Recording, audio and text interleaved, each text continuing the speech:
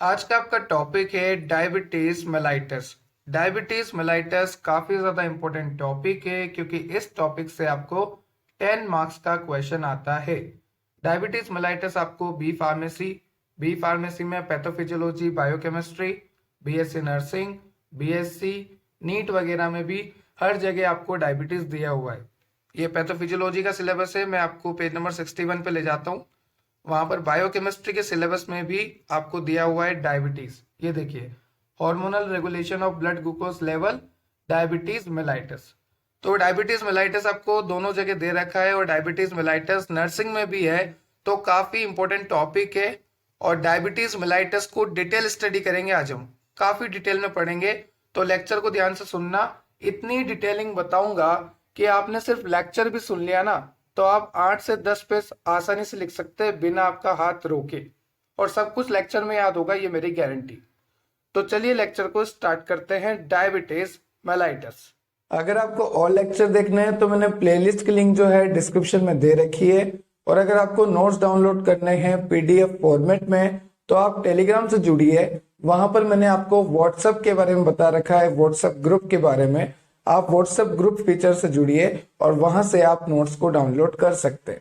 तो चलो शुरू करते हैं आज का लेक्चर। तो चलिए स्टार्ट करते हैं डायबिटीज मेलाइटस को। टॉपिक को नाम से समझते हैं कि डायबिटीज का मतलब क्या होता है, मेलाइटस का मतलब क्या होता है। मेलाइटस का मतलब होता है मीठा, और डायबिटीज का मतलब होता है कि ब्लड में ग्लूकोज का लेवल बढ़ना। ठीक है, अगर ब्लड में ग्लूकोज का लेवल बढ़ेगा, और ग्लूकोज कैसा होता है, मीठा होता है, दैट्स वाई हम कहते हैं डायबिटीज मेलाइटस। ब्लड में ग्लूकोज का लेवल बढ़ना, उसे हम कहते हैं डायबिटीज मेलाइटस की कंडीशन। अब मैं आपको रफ पेज पर लेकर चलता हूं और वहां पर मैं आपको अच्छे से समझाता हूं कि डायबिटीज मेलाइटस होती क्या है। सपोज कीजिए आप यहाँ पर खड़े हैं, ठीक है, और आपकी पेनक्रियास को मैंने देखा। This is your pancreas. ठीक है, आपकी मैंने पेनक्रियास को निकाल कर देखा, तो पेनक्रियास में मुझे दिखी एक सेल जिसको मैं बोलता हूं आइसलेट्स ऑफ लैंग्रांस। क्या बोलते हैं? Islets of Langerhans. Okay, islets of Langerhans बोलते हैं वैसे। ये IOL, आइसलेट्स ऑफ लैंग्रेंस, ये आपकी पेनक्रियास में सेल होती है। अब यहां पर मुझे दिखती है alpha cell, beta cell, delta cell. Okay, तो सबसे पहले मैंने ह्यूमन की पेनक्रियास देखी। पेनक्रियास में मुझे सेल दिखी आइसलेट्स ऑफ लैंग्रेंस। उसमें मुझे 3 सेल दिखी, alpha cell, beta cell, delta cell. Okay, ये जो अल्फा सेल है ये आपको ग्लूकागोन बनाती है, ये बीटा सेल इंसुलिन बनाती है। तो यहाँ पे हमने देखा कि ह्यूमन की पेनक्रियास में एक क्लस्टर ऑफ सेल होती है जिसका नाम होता है आइसलेट्स ऑफ लैंग्रेंस। उस आइसलेट्स ऑफ लैंग्रेंस में IOL, आइसलेट्स ऑफ लैंग्रेंस, इस आइसलेट्स ऑफ लैंग्रांस में हमें देखने को मिलती है 3 cell, alpha, beta and delta. जहां पर अल्फा सेल जो है ग्लूकागोन बनाती है और बीटा सेल जो है इंसुलिन बनाती है। मैं आपके लिए यहाँ पर लिख देता हूं कि अल्फा सेल तो ग्लूकागोन बनाती है, और बीटा सेल जो होती है ये बीटा सेल इंसुलिन बनाती है। This beta cell forms insulin. Okay, अब होता क्या है, इंसुलिन तो ब्लड में जो ग्लूकोज लेवल है उसको कम करता है, और ग्लूकागोन क्या करता है, ब्लड में ग्लूकोज को बढ़ाता है। ठीक है, यहाँ पे लिख देते हैं कि जो पेनक्रियास में आइसलेट्स ऑफ लैंग्रेंस है उसमें 2 सेल हमने देखी, alpha, beta.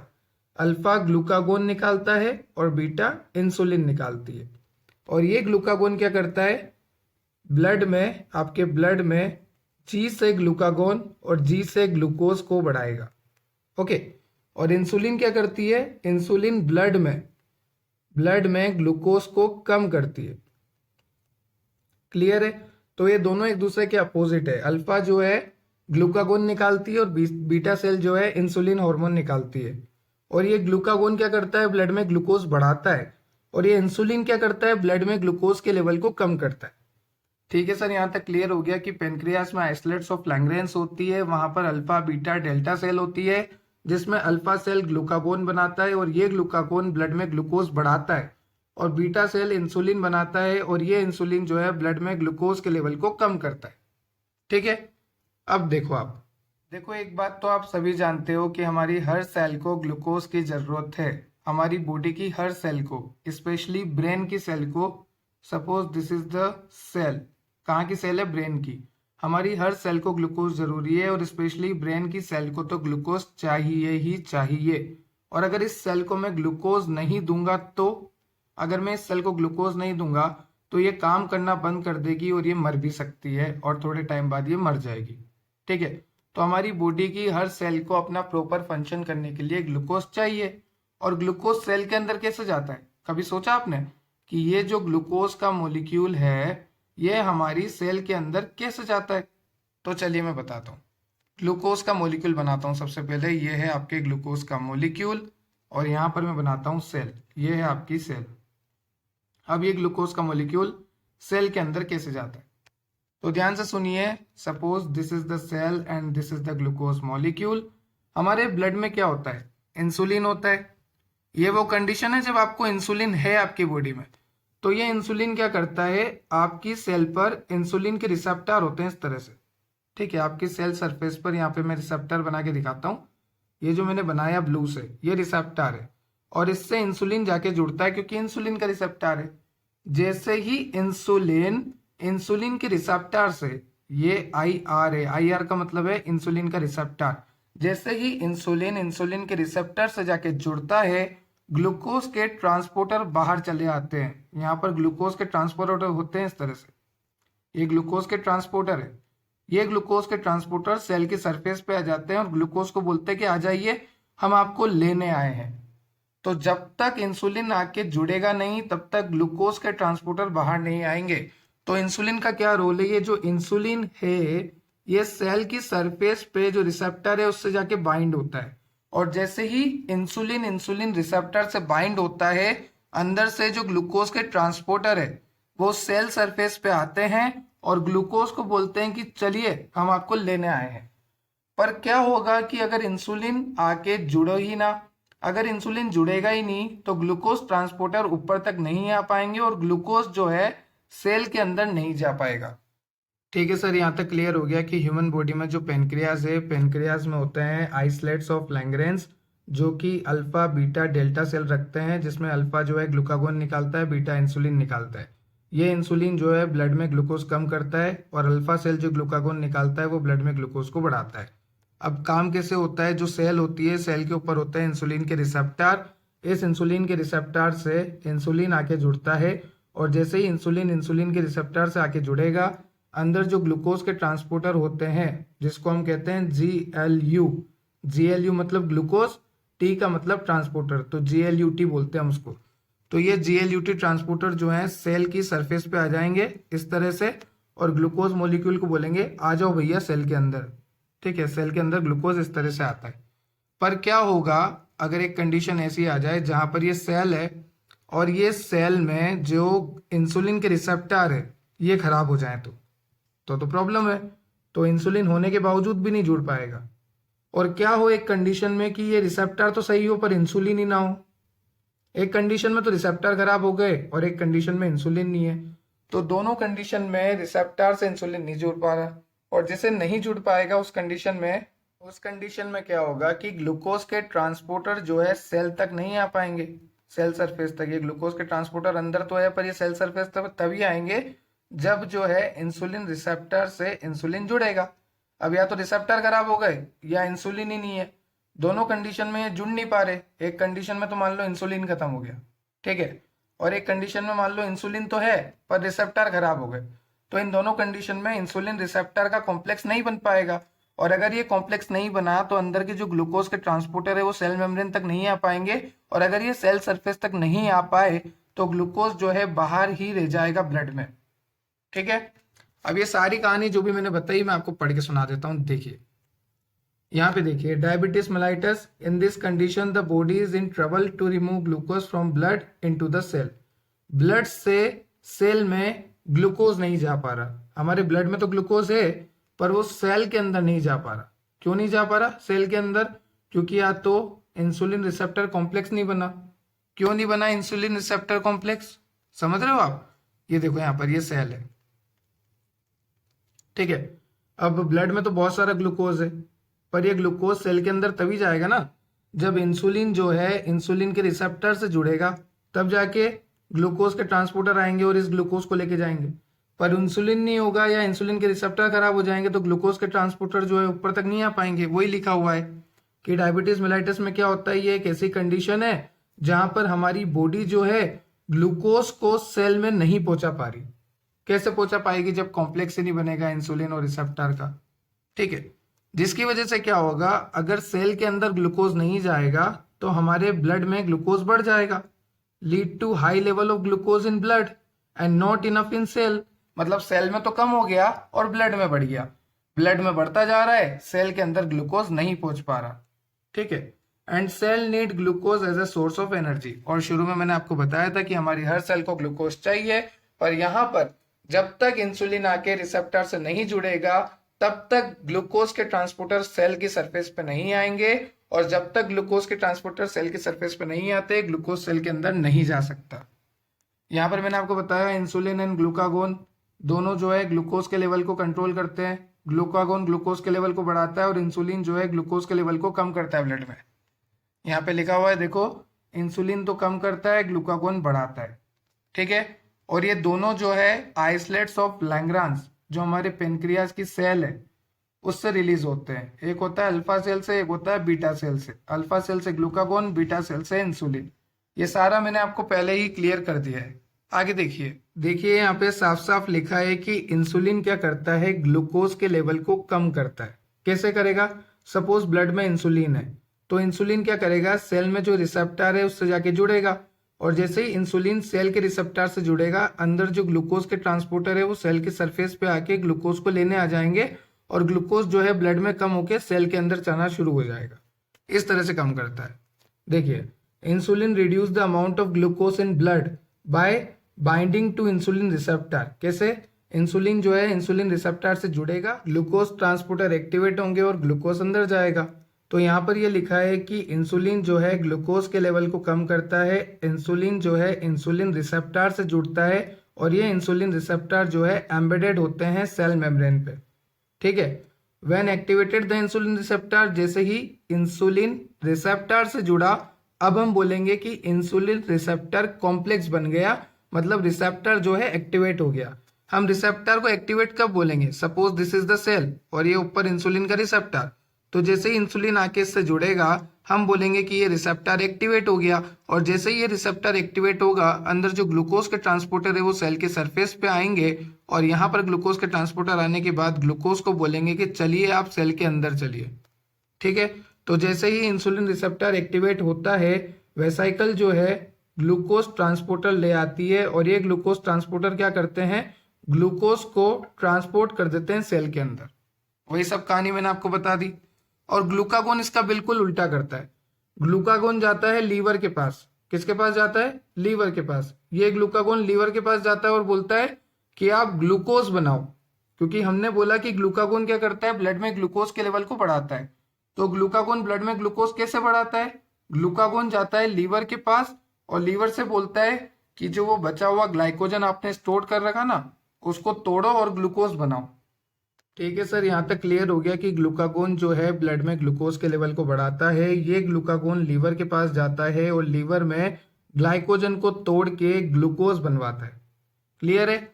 Diabetes mellitus is diagnosed when blood glucose level rises. हमें पता लग जाएगा डायबिटीज मेलाइटस कब होगी, जब ब्लड में ग्लूकोज का लेवल बढ़ जाएगा। देखो नेक्स्ट पॉइंट क्या लिखा है, around 10% of world population suffer from it. 10% world की पॉपुलेशन को डायबिटीज है, और डायबिटीज भी दो तरीके से होती है, ध्यान से सुनना। देखो, एक होता है टाइप 1 डायबिटीज, एक होता है टाइप 2 डायबिटीज। ओके, एक तो है टाइप 1 डायबिटीज और एक है टाइप 2 डायबिटीज। अब टाइप 1 डायबिटीज जो है उसको हम प्रिवेंट नहीं कर सकते, पर जो टाइप 2 डायबिटीज है वो प्रिवेंट हो सकती है। टाइप 1 डायबिटीज प्रिवेंट नहीं हो सकती, पर टाइप 2 डायबिटीज जो है प्रिवेंट हो सकती है।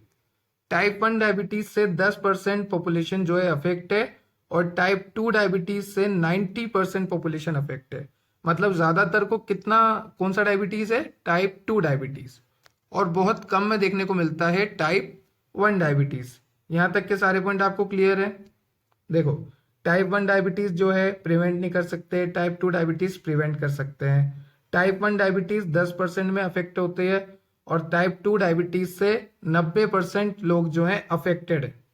ठीक है, उस 10% का रेशियो देख रहे हैं हम। इस 10% में अगर मैं देखूं तो इस 10% का भी सिर्फ 10% टाइप 1 अफेक्टेड है और टाइप 2 डायबिटीज से 90% पॉपुलेशन जो है अफेक्टेड है।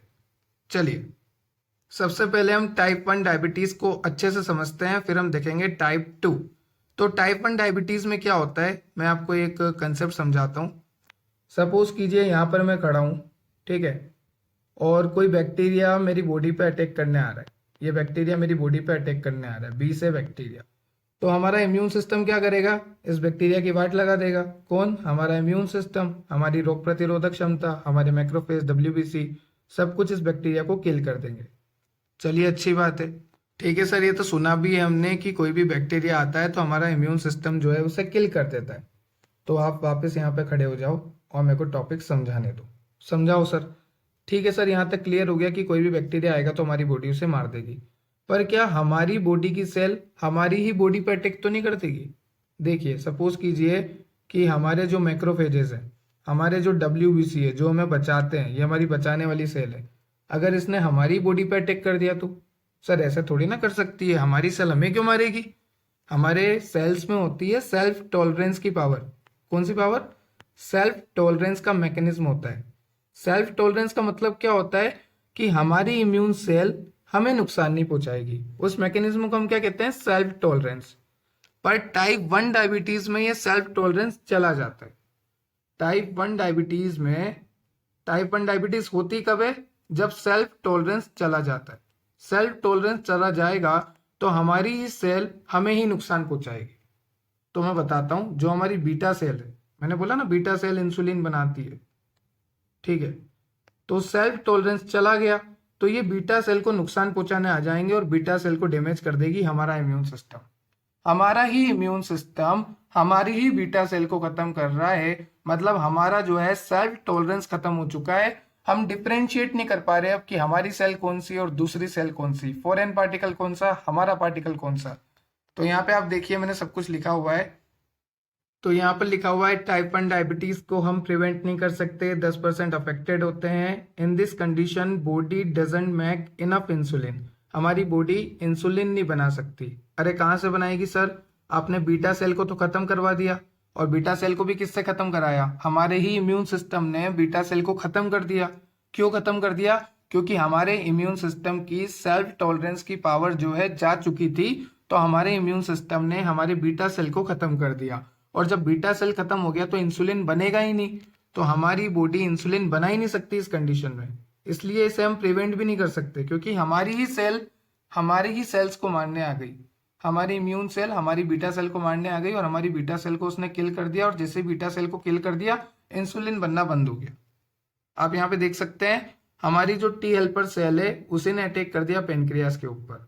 जनरली तो वो नहीं करती, सेल्फ टॉलरेंस की कैपेसिटी होती है, पर किसी जेनेटिक एबनॉर्मलिटी के दौरान, या तो कोई जेनेटिक एबनॉर्मलिटी हो गई या कोई म्यूटेशन हो गया, जीन में चेंजेस आ गए, तो हमारी सेल ने, हमारी ही टी हेल्पर सेल ने, कौन सी सेल ने? टी हेल्पर सेल ने, हमारी टी हेल्पर सेल ने हमारी ही बीटा सेल को तोड़ दिया, खत्म कर दिया। और अगर बीटा सेल खत्म हो जाएगी तो इंसुलिन बनेगा नहीं। देखिए यहाँ पे मैंने लिखा हुआ है, अगर बीटा सेल नहीं रहेगी तो इंसुलिन नहीं रहेगा, और अगर इंसुलिन नहीं रहेगा तो एक बात बताइए, यहां पर मैं आपको समझाता हूं। Suppose this is the cell, okay. अब इंसुलिन नहीं है, इंसुलिन नहीं है तो ये इंसुलिन रिसेप्टर पे कौन बाइंड होगा? कोई भी नहीं होगा, क्योंकि इंसुलिन है ही नहीं। और अगर इंसुलिन रिसेप्टर से बाइंड नहीं होगा तो अंदर ये जो ग्लूकोज के ट्रांसपोर्टर ये अंदर ही रहेंगे, बाहर नहीं आ पाएंगे। और सेल के सरफेस पे जब ये नहीं आ पाएंगे तो ग्लूकोज अंदर नहीं जा पाएगा। ग्लूकोज अंदर क्यों नहीं जा पा रहा? क्योंकि इंसुलिन जो है ही नहीं। और अगर इंसुलिन नहीं होगा तो इस रिसेप्टर से कौन बाइंड होगा? कोई भी बाइंड नहीं होगा। और जब रिसेप्टर से इंसुलिन बाइंड नहीं होगा तो ग्लूकोज के ट्रांसपोर्टर अंदर ही रहेंगे, क्योंकि इन्हें बाहर आने के लिए इंसुलिन का रिसेप्टर से जुड़ना जरूरी है, तभी जाके ग्लूकोज के ट्रांसपोर्टर बाहर आएंगे। पर अब ग्लूकोज के ट्रांसपोर्टर बाहर नहीं आएंगे, और अगर ग्लूकोज के ट्रांसपोर्टर सेल की सरफेस पे नहीं आएंगे तो ग्लूकोज जो है सेल के अंदर नहीं जा सकता। और अगर ग्लूकोज सेल के अंदर नहीं जाएगा तो ग्लूकोज का बॉडी में, ब्लड में बढ़ना शुरू। क्लियर है आपका? ये क्लियर होना चाहिए आपको। और जैसे जैसे ग्लूकोज ब्लड में बढ़ता जाएगा तो देखिए क्या होगा। यहाँ पे आपको और भी सारी चीज़ें लिखी हुई है, ये सब आपको सेल्फ टॉलरेंस से लिखा हुआ है, तो ये पैराग्राफ आपको ज़्यादा डिटेल में पढ़ने की ज़रूरत नहीं है। सेल्फ टॉलरेंस से रिलेटेड पैराग्राफ है। आपका टॉपिक डायबिटीज़ है तो डायबिटीज़ पे ध्यान दीजिए, ठीक है। डायबिटीज़ 1 में क्या होता है कि आपको सिम्टम्स आने से पहले ही आपकी 90% बीटा सेल जो है खत्म हो जाती है। कौन खत्म करता है? हमारी टी हेल्पर सेल ही हमारी ही बीटा सेल को खत्म कर देती है। तो अगर ऐसा हुआ, अगर डायबिटीज हुई, हमारी बॉडी में ग्लूकोज का लेवल बढ़ा, तो कौन कौन से सिम्टम्स आएंगे, वो भी अनकंट्रोल्ड। तो ध्यान से देखिए, सिम्टम्स ऑफ अनकंट्रोल्ड डायबिटीज। सबसे पहला सिम्टम्स यहाँ पे लिखा हुआ है पोलीफेजिया। पोलीफेजिया का मतलब होता है ईटिंग अलोट। आपको बहुत ज्यादा भूख लगेगी। सर ऐसा क्यों कि हमें बहुत ज्यादा भूख लगेगी, जरा समझाएंगे आप? बिल्कुल समझाऊंगा, मैं यहाँ किस लिए हूँ, समझाने के लिए ही हूँ ना। Suppose this is the cell, okay. अब आपने बोला कि इंसुलिन बन नहीं रहा क्योंकि हमारी टी हेल्पर सेल ने बीटा सेल खत्म कर दी। इंसुलिन नहीं बनेगा तो इंसुलिन के रिसेप्टर से कौन जुड़ेगा? कोई नहीं जुड़ेगा। मतलब ग्लूकोज के ट्रांसपोर्टर अंदर ही रहेंगे, वो बाहर आके फ्यूज नहीं होंगे, और ग्लूकोज जो है सेल के बाहर ही रहेगा, वो कभी भी अंदर नहीं आ पाएगा। आप चाहे कितना ही खाना खा लो, ग्लूकोज सेल के अंदर जा ही नहीं पाएगा, क्योंकि इंसुलिन रिसेप्टर से नहीं जुड़ रहा, इंसुलिन रिसेप्टर का कॉम्प्लेक्स नहीं बन रहा। और ये ग्लूकोज ट्रांसपोर्टर सेल की सरफेस पे तभी आएगा जब इंसुलिन रिसेप्टर से जुड़ेगा। पर अगर इंसुलिन रिसेप्टर से नहीं जुड़ेगा, ग्लूकोज ट्रांसपोर्टर बाहर नहीं आएगा, ग्लूकोज सेल के अंदर नहीं जाएगा। तो इस कंडीशन में सेल के अंदर ग्लूकोज आ ही नहीं सकता, तो आपकी सेल को तो भूख लगेगी। और अगर आपकी सेल को भूख लगेगी, मतलब आपको भूख लगेगी, आपकी सेल भूखी है। क्यों भूखी है? क्योंकि उसके पास तो ग्लूकोज आ ही नहीं रहा, ग्लूकोज तो बाहर ही रह रहा है, ब्लड में बढ़ता जा रहा है। तो इस कंडीशन में क्या होगा? पोलीफेजिया होगा। आपकी सेल भूखी होगी, आपको स्टारवेशन होगा, आपको भूख लगेगी और आप बहुत ज्यादा खाना खाओगे, ठीक है। और इसी कंडीशन में ग्लाइकोसूरिया देखने को मिलता है। ग्लाइकोसूरिया एक ऐसी कंडीशन है, देखो आप सब जानते हो ग्लूकोज एक पोलर मॉलिक्यूल है। ग्लूकोज क्या है? पोलर मॉलिक्यूल, मतलब वाटर सोल्यूबल मॉलिक्यूल। अब ये क्या करेगा? किडनी के थ्रू फिल्टर होके आपके यूरिन में आएगा, मतलब आपकी टॉयलेट में क्या आने लग जाएगा? ग्लूकोज आने लग जाएगा। तो देखो पहले के जमाने में क्या होता था कि ब्लड का सैंपल या फिर यूरिन का सैंपल को रख देते थे, और अगर वहां पर आंट आना इकट्ठी हो गई, चींटी आना इकट्ठी हो गई, तो चींटी के आने से हम ये समझते थे कि ब्लड में ग्लूकोज है, और उसी मीठेपन की वजह से चींटियां वहां पे आ रही है। पर ऐसा कुछ जरूरी नहीं है, क्योंकि जो यूरिन है उसमें यूरिया फॉस्फेट सब होता है, और चींटी उसे खाने भी आ सकती है, ठीक है। तो अब इस कंडीशन में क्या होगा? जब आपको डायबिटीज होगी तो आपको ग्लाइकोसूरिया होगा, मतलब आपके यूरिन में, आपके टॉयलेट में ग्लूकोज का लेवल बढ़ जाएगा, क्योंकि किडनी जो है ब्लड को फिल्टर करेगी, और ये किडनी ब्लड को फिल्टर करेगी तो ब्लड में क्या है? ग्लूकोज ही ग्लूकोज। तो यूरिन में भी क्या निकलेगा? ग्लूकोज ही ग्लूकोज। अगला है polyuria, a lot of urine. क्योंकि ग्लूकोज जो है पोलर मोलिक्यूल है, पोलर है तो ज्यादा ज्यादा यूरिन बनेगा, ज्यादा ज्यादा यूरिन बनेगा तो ज्यादा ज्यादा टॉयलेट आएगा। चलिए, पोलीडिप्सिया, बहुत ज्यादा प्यास लगेगी। सीधी सी बात है, जब वाटर लॉस ज्यादा हो रहा है बॉडी से, तो आपको प्यास भी बहुत ज्यादा लगेगी, क्योंकि आपकी बॉडी में डिहाइड्रेशन हो जाएगा। तो polyuria, polydipsia, polyphagia and glycosuria are the symptoms of uncontrolled diabetes. देखिए, जो मैंने पहला सिम्टम बताया पोलीफेजिया, मतलब ईटिंग अलोट, तो आपकी सेल जो है स्टार्व हो जाएगी, भूखी रह जाएगी, क्योंकि सेल के अंदर ग्लूकोज नहीं आ पा रहा। तो आपकी सेल क्या करेगी? आपकी बॉडी में एनर्जी तो चाहिए, तो यहाँ पर आपको सबसे पहले तो लिपोलिसिस होगा, मतलब फैट का ब्रेकडाउन स्टार्ट हो जाएगा। फिर फैट से भी काम नहीं चलेगा तो प्रोटीन का ब्रेकडाउन स्टार्ट हो जाएगा, और जैसे जैसे फैट का ब्रेकडाउन होना स्टार्ट होगा, फैट टूटना स्टार्ट होगा, तो आपको वेट लॉस होगा। तो डायबिटीज में बहुत ज्यादा वेट लॉस होता है, ठीक है। डायबिटिक पेशेंट को वेट लॉस जो है, वजन कम बहुत ज्यादा होता है, क्योंकि उसका फैट टूटना स्टार्ट हो जाता है, क्योंकि ग्लूकोज तो टूटता ही नहीं है। ग्लूकोज तो तब टूटेगा ना जब वो सेल के अंदर जाएगा, सेल के अंदर ही ग्लूकोज नहीं जा पा रहा, ठीक है। नेक्स्ट पॉइंट में आपको ग्लाइकोसूरिया के बारे में बता रखा है कि आपके यूरिन में जो है ग्लूकोज बढ़ जाएगा। उसके बाद आपको बता रखा है कि ग्लूकोज जो है ऑस्मोटिकली एक्टिव है। तो ये ग्लूकोज क्या करता है, ध्यान से सुनना। आपकी जो ब्लड वेसल है, ओके, उसमें ब्लड है, और ब्लड में क्या है? ग्लूकोज, क्योंकि ब्लड में ग्लूकोज जो है बहुत ज़्यादा बढ़ चुका है। अब ये ग्लूकोज क्या होता है? ऑस्मोटिकली एक्टिव होता है। तो ये ग्लूकोज क्या करता है? हमारी सेल में से, ये जो हमारी सेल है, इस सेल में से जितना भी पानी है, इस सेल के अंदर जितना भी पानी है, वो सारा पानी जो है ब्लड वेसल में आना शुरू हो जाता है ऑस्मोटिक प्रेशर की वजह से, क्योंकि ग्लूकोज जो है आपका ऑस्मोटिकली एक्टिव होता है। तो ये ग्लूकोज क्या करता है, सेल के अंदर का सारा पानी खींच लेता है, ब्लड वेसल में ला देता है और आपको बहुत ज्यादा टॉयलेट आता है। तो अब इस सेल में क्या होगा, पानी की कमी हो जाएगी। वैसे ही तो बेचारी में ग्लूकोज की कमी थी, अब उस सेल में पानी की कमी हो जाएगी। तो सेल पहले मोटी ताजी थी और अब सेल जो है इस तरह से श्रिंक हो जाएगी, इस तरह से सिकुड़ जाएगी पूरी। क्यों? क्योंकि अब ना तो पानी है और ना ही ग्लूकोज। ग्लूकोज नहीं आया तो ग्लूकोज ने पानी भी निकाल लिया, क्योंकि glucose is osmotically active. Okay, polydipsia, polyuria. अब चलते हैं टाइप 2 डायबिटीज पे। टाइप 2 डायबिटीज क्यों हो रही है? अब इस कंडीशन में क्या होता है टाइप 2 डायबिटीज में, कि इंसुलिन तो प्रॉपर है हमारी बॉडी में, जबकि हमने टाइप 1 में देखा था कि इंसुलिन बनना ही बंद हो गया। क्यों बंद हो गया? क्योंकि हमारी बीटा सेल को डैमेज कर दिया हमारी ही टीएल पर सेल ने। ठीक है, पर टाइप 2 डायबिटीज में इंसुलिन बन रहा है प्रॉपर। अगर इंसुलिन बन रहा तो फिर क्या दिक्कत है? तो देखो दिक्कत क्या है, मैं बताता हूँ। अगर आपको प्रॉपर इंसुलिन बन भी रहा है ना, जैसे सपोज कीजिए ये आपकी सेल है, ठीक है, और ये आपका इंसुलिन है ब्लड में, तो ये इंसुलिन रिसेप्टर से जुड़ ही नहीं पा रहा। रिसेप्टर में प्रॉब्लम आ गई। किस में प्रॉब्लम आ गई? रिसेप्टर में। और अगर इंसुलिन रिसेप्टर से जुड़ नहीं पा रहा, तो ये ग्लूकोज के ट्रांसपोर्टर तो बाहर तभी आएंगे ना जब ये इंसुलिन रिसेप्टर से जुड़े। अब इंसुलिन तो है पर रिसेप्टर खराब हो गया, तो फिर ग्लूकोज के ट्रांसपोर्टर सेल के सरफेस पे नहीं आ पाएंगे और ये ग्लूकोज जो है बाहर ही रहेगा। तो सर ऐसा क्यों कि ये ट्रांसपोर्टर बाहर नहीं आ पा रहे? अरे मैंने बताया ना कि इंसुलिन रिसेप्टर से नहीं जुड़ पा रहा। क्यों नहीं जुड़ पा रहा? इंसुलिन तो है, रिसेप्टर खराब हो गए या सेल रेस्पॉन्ड नहीं कर रही। तो देखो ये क्यों होता है। जनरली इसका कोई नॉन फैक्टर नहीं है, फिर भी हम ऐसा बोलते हैं कि ओबेसिटी, लैक ऑफ एक्सरसाइज और हाइपरटेंशन, ब्लड प्रेशर ज़्यादा होने की वजह से, मतलब हाइपरटेंशन होने की वजह से, मोटापा होने की वजह से और एक्सरसाइज कम करने की वजह से आपको टाइप 2 डायबिटीज़ होती है। अब आप बोलोगे सर कई सारे बहुत मोटे मोटे लोग हैं फिर भी उनको डायबिटीज़ नहीं है। तो हाँ, बिल्कुल सही बात है। मैंने आपको कहा ना इसका कोई नॉन फैक्टर नहीं है। हमने सिर्फ इतना बोला कि बॉडी में इंसुलिन तो है पर हमारा रिसेप्टर उसको रेस्पॉन्स नहीं दे रहा। तो हो सकता है कोई जेनेटिक रीजन भी हो, क्योंकि ओबेसिटी, ओबेस तो बहुत सारे, मोटे तो बहुत सारे, पर हर कोई डायबिटीज वाला थोड़ी ना होता है। तो देखिए यहाँ पे लिखा है कि टाइप 2 डायबिटीज में क्या होता है, however many people are not diabetic. ठीक है, obese people are also not diabetic, मतलब कुछ मोटे होते हैं फिर भी उनको डायबिटीज नहीं होती। So genetic factor play important role as well.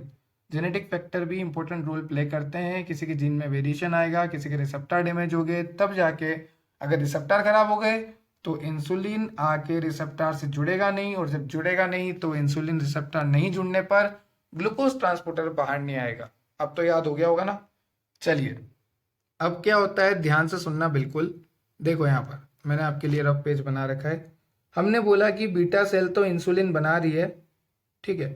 Type 2 diabetes की बात कर रहा हूँ, बीटा सेल इंसुलिन बना रही पर ये इंसुलिन रिसेप्टर से जाके नहीं जुड़ पा रहा, क्योंकि रिसेप्टर में कमी है या फिर इसकी सेल रेस्पॉन्ड नहीं कर पा रही, सेल में कमी है। तो बीटा सेल को लगेगा कि यार मैंने इतना इंसुलिन बनाया तो भी ग्लूकोज ब्लड में ज्यादा ही है। अब बीटा सेल को थोड़ी ना पता है कि रिसेप्टर खराब है या सेल का जो रेस्पॉन्ड है वो नहीं हो रहा। बीटा सेल को तो लगेगा कि इंसुलिन की कमी हो गई। ठीक है, बीटा सेल तो सोच रही है कि इंसुलिन की कमी होगी, मेरे ही काम में कहीं ना कहीं कमी रह गई होगी। ठीक है, तो बीटा सेल ऐसा सोच रही है। बीटा सेल को थोड़ी ना पता है कि इंसुलिन तो प्रॉपर बन रहा पर रिसेप्टर काम नहीं कर रहे। बीटा सेल को तो लगेगा कि इंसुलिन कम बन रहा है, तभी तो बीटा सेल को लग रहा है कि ग्लूकोज बढ़ रहा है।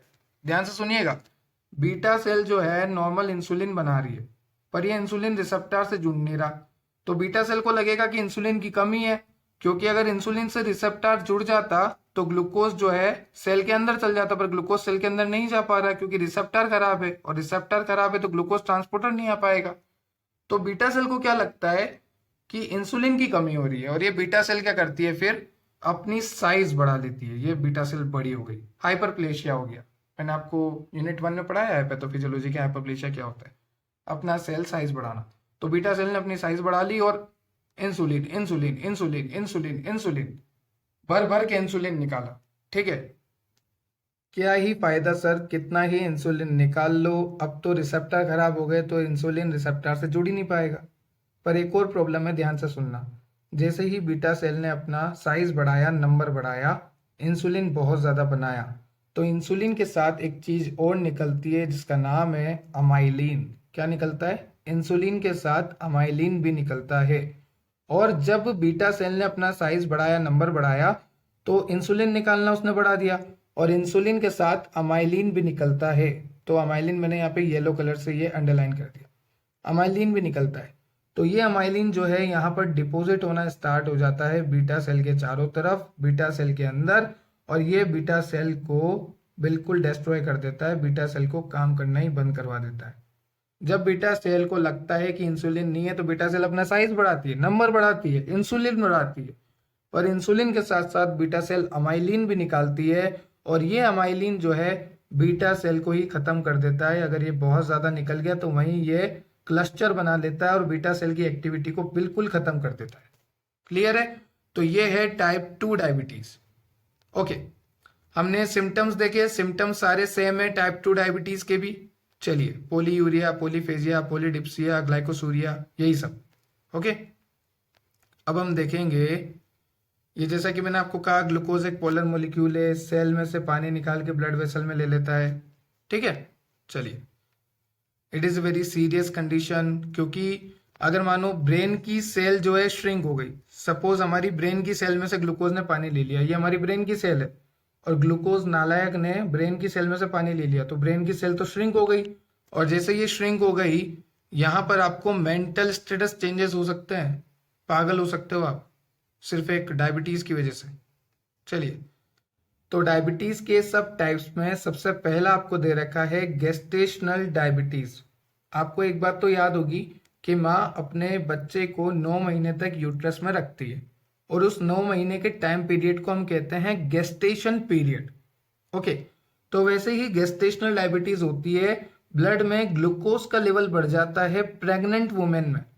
ओके, थर्ड ट्राइमेस्टर के दौरान। थर्ड ट्राइमेस्टर का मतलब है 36 वीक, 36 हफ्तों के बाद।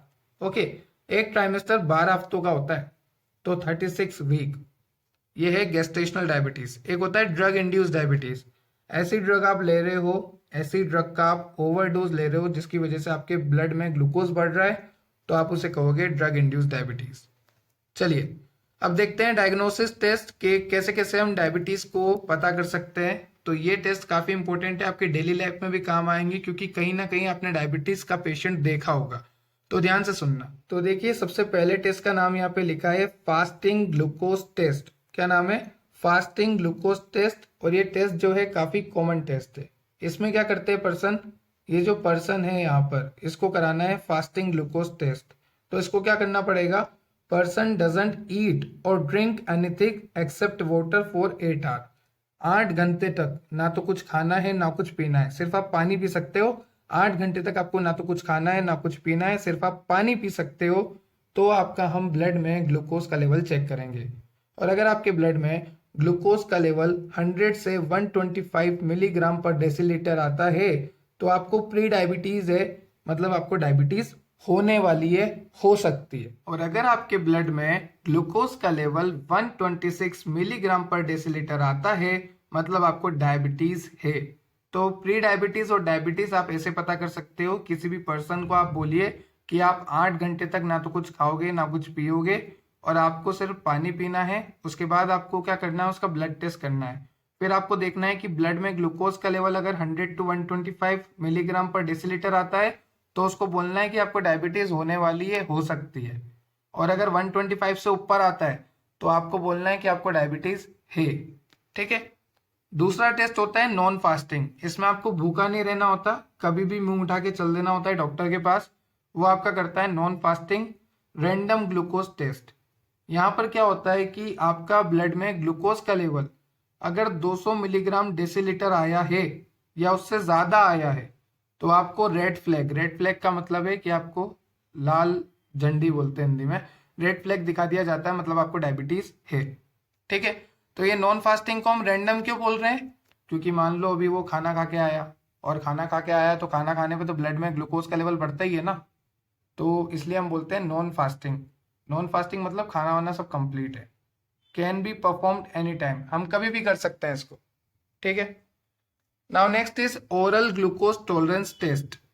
जब हम पर्सन को ग्लूकोज दे और उसके बाद हम 2 घंटे बाद उसका ब्लड में ग्लूकोज का लेवल चेक करें, अगर ग्लूकोज का लेवल 140 टू 199 मिलीग्राम पर डेसीलीटर आता है तो प्री डायबिटीज है, 200 या 200 से ज़्यादा आता है तो डायबिटीज है। ठीक है, तो ये 2-3 टेस्ट आपको यहाँ पे लिखे हुए हैं, fasting test, non fasting test, oral glucose tolerance test. अब नेक्स्ट टेस्ट है HbA1c टेस्ट।